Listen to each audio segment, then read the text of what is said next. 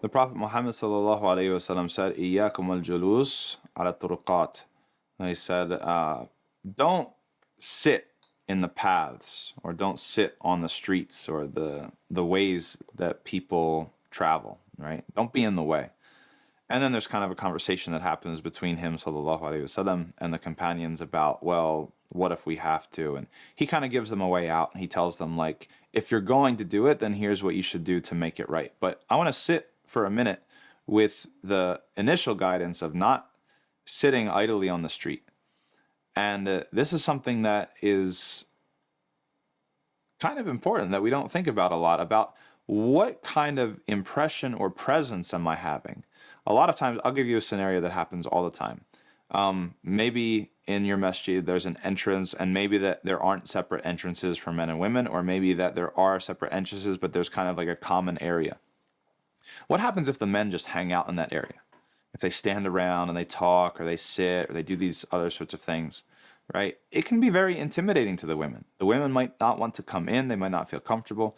If they're, in a different part of the masjid and they want to leave, they might feel shy about, these dudes that are hanging out and being in the way, right? And so you might not be aware of the kind of effect that you're having, or the presence that you're having within a space.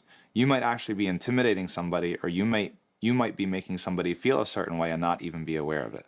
And so the roads, the paths, all the sort of, means of transportation where people take in order to fulfill their needs, in order to go out and buy this and do that, and they have other things that they have to do, you don't want to be an impediment. You don't want to be an intimidating factor. You don't want to be in the way. You don't want to discourage anybody from doing these sorts of things.